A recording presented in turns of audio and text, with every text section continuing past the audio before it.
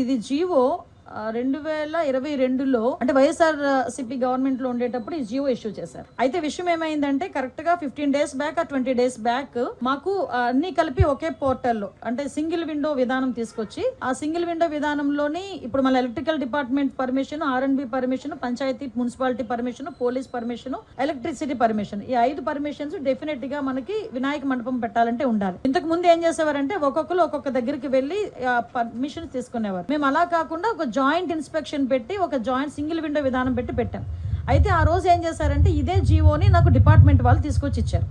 ఇస్తే నేను యాస్ట్రీస్ గా ఈ జీవోలోని ఏదైతే ఉందో మేము దాన్ని చెప్పడం జరిగింది. అయితే ఈ విషయం తెలుసుకున్న వెంటనే గౌరవ సీఎం గారికి విజ్ఞప్తులు వచ్చినాయి. గౌరవ సీఎం గారు కూడా దీని విషయం మీద మమ్మల్ని అడిగిన వెంటనే సార్ ఇలా జరిగింది, ఇలా జీవో ఉంది అంటే ఇమ్మీడియట్ గా ఆపండి, ఎవరు కూడా రూపాయి కూడా కలెక్ట్ చేయొద్దు. ఎస్పెషల్లీ ప్రతి సౌండ్ సిస్టమ్ కి మనకి ఏదైనా మనం సౌండ్ సిస్టమ్ పెట్టామంటే దానికి పర్టికులర్ గా మైక్ కి పర్మిషన్ తీసుకోవడానికి 100 రూపాయలు తీసుకుంటారు డిపార్ట్మెంట్ వాళ్ళు కూడా. అది కూడా తీసుకోవద్దు వినాయక చవితులకి అని చెప్పి చాలా క్లియర్ గా 10 రోజుల క్రితమే ఈ విషయం చెప్పడం జరిగింది. ఎవరు దగ్గర ఎక్కడ కూడా ఎటువంటి ఫీజెస్ కూడా కలెక్ట్ చేయట్లేదు, ఎటువంటి చలనాలు కూడా కలెక్ట్ చేయట్లేదు. ఏదైతే వినాయక చవితి అదే విధంగా దుర్గా నవరాత్రి ఉత్సవాలు మన రాష్ట్రంలోనే కాదు మన దేశంలో చాలా ప్రెస్టేజియస్ గా చాలా భక్తి శ్రద్ధలతో చేసే భక్తులు ఎవరైతే ఉన్నారో వాళ్ళెవరు కూడా ఇబ్బంది పడకూడదనే 10 రోజుల క్రితమే గౌరవ సీఎం గారు అందరికీ కూడా ఇన్స్ట్రక్షన్స్ ఇవ్వడం జరిగింది. ఈ రోజుకి కూడా కనీసం మైక్ పర్మిషన్ కి కూడా మేము ఎవరం కూడా డబ్బులు తీసుకోవట్లేదు. ఇది క్లియర్. దీనికి నేను 20 రోజుల క్రితం మాట్లాడిన మాటలను తీసుకొచ్చి వైఎస్ఆర్సీపీ వాళ్ళు ఏమీ లేదు అన్నట్టుగా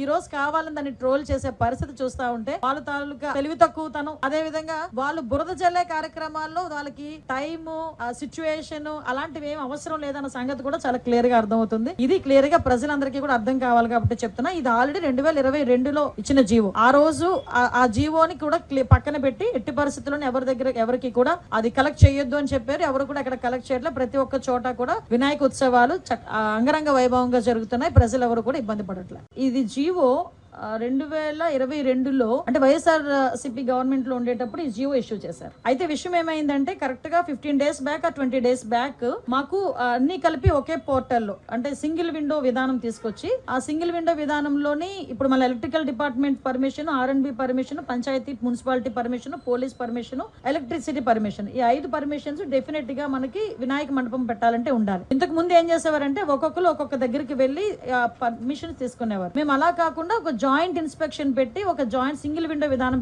పెట్టాం. అయితే ఆ రోజు ఏం చేశారంటే ఇదే జీవోని నాకు డిపార్ట్మెంట్ వాళ్ళు తీసుకొచ్చి ఇచ్చారు.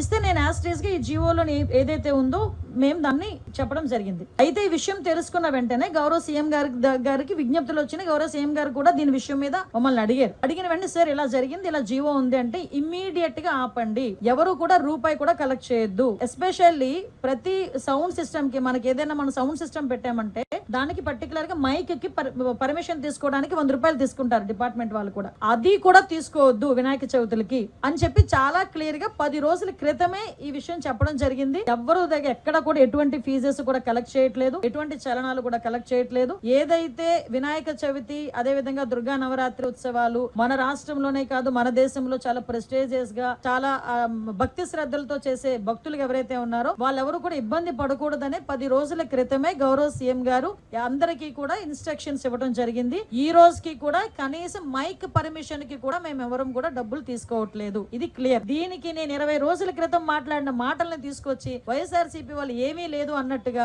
ఈ రోజు కావాలని దాన్ని ట్రోల్ చేసే పరిస్థితి చూస్తా ఉంటే వాళ్ళ తాలూకా తెలివి తక్కువతనం, అదే విధంగా వాళ్ళు బురద జల్లే కార్యక్రమాల్లో వాళ్ళకి టైమ్ సిచ్యువేషన్ అలాంటివి ఏం అవసరం లేదన్న సంగతి కూడా చాలా క్లియర్ గా అర్థమవుతుంది. ఇది క్లియర్ గా ప్రజలందరికీ కూడా అర్థం కావాలి కాబట్టి చెప్తున్నా. ఇది ఆల్రెడీ 2022లో ఇచ్చిన జీవో. ఆ రోజు ఆ జీవోని కూడా పక్కన పెట్టి ఎట్టి పరిస్థితుల్లో ఎవరికి కూడా అది కలెక్ట్ చేయొద్దు అని చెప్పారు. ఎవరు కూడా అక్కడ కలెక్ట్ చేయట్లేదు. ప్రతి ఒక్క చోట కూడా వినాయక ఉత్సవాలు అంగరంగ వైభవంగా జరుగుతున్నాయి. ప్రజలు ఎవరు కూడా ఇబ్బంది పడట్లేదు.